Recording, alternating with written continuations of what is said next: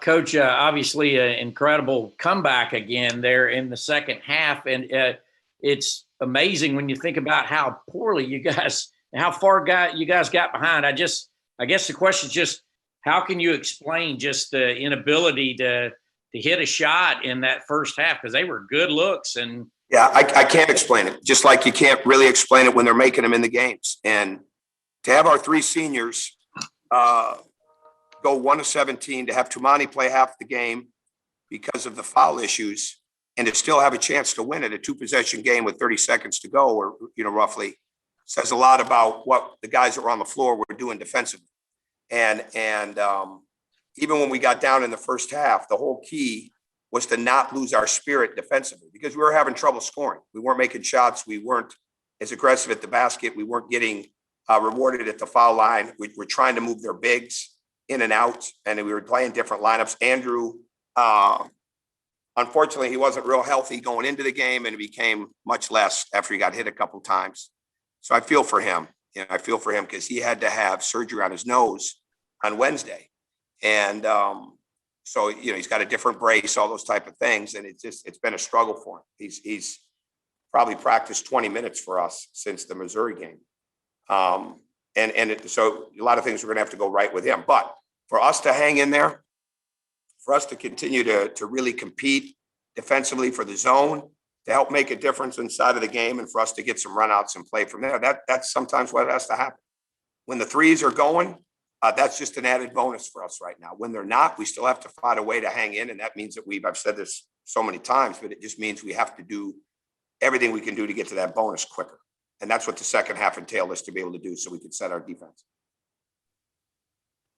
Yeah, Coach, I guess I would echo Chip. I mean, I know you said you don't know, but I mean, the shooting was just so bad. I mean, is that focus? Is it concentration? Is it just Florida's length? I mean, there was I'll have to watch the film. There was some challenge that we should have made one more pass or took another dribble.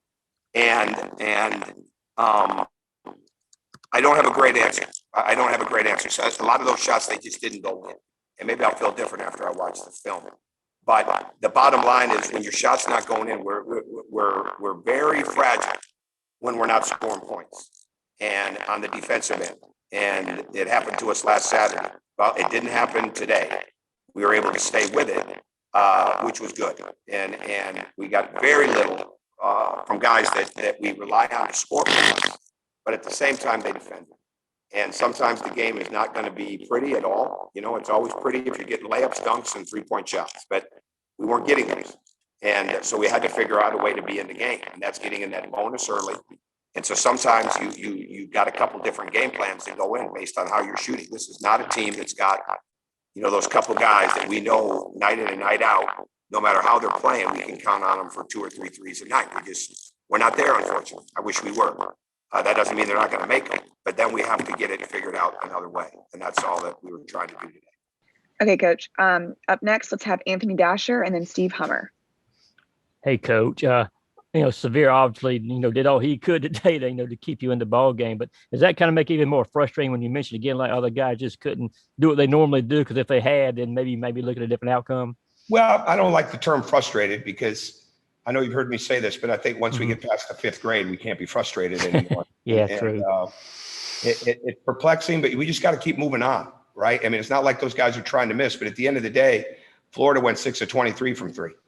And so our defense was keeping us in there. Our offense wasn't giving us an edge, but our defense was giving us a chance. And when your defense is giving you a chance, then something is going to break open. And that's what I continue to preach to those guys. I mean, it's such a long game.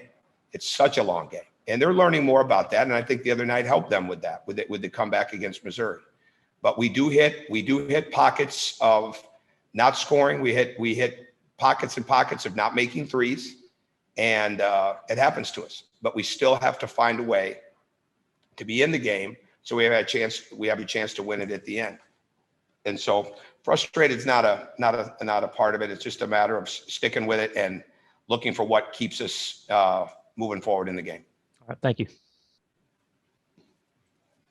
Yeah, Tom, it's such a confusing season here. This is a big picture question, but what would you point to as to some evidence that you all are still heading in the right direction with the program, and that and you are becoming more of a factor even within your own conference? Well, I don't know. I'm not a big picture guy. I think we are. We just beat Missouri the other night. I don't have a great answer to that. We're just working to build and improve every day. And when you lose on the road, you're not really into the big picture. Okay, you're a little bit more into what you got to do to get ready for the next game. So that's kind of where I'm at with it. But I think we've got guys that are making a lot of improvement right now. So I'm not really sure what your question entails. I'm really not going to sit here and like do comparisons, but we're getting better. And there's still games left into the season. And so we're just doing our very best to improve daily. Well, let me rephrase it then. What do you think that this team can prove within the short time frame here of a couple games left and then the tournament? I know you. I'm sorry. I stay locked into the next game. I apologize. That's just kind of how it's always been for me. I'm not big picture, look ahead, big picture, look behind. So everything we're trying to do right now is going to be get ready for LSU, and that's the bottom line. Thank you, though. All right, for the last two questions, let's have Augusta Stone and then Ryan Curley. Hey, Coach, you actually just mentioned, the Missouri game, which was a late push that resulted in a win. But what can you take away from today that can help y'all, consistently capitalize on that effort and end up with wins versus losses? Well, I think the biggest thing is that we defended when we weren't shooting well. We continued to defend, and we held them down. And they do have some bona fide shooters.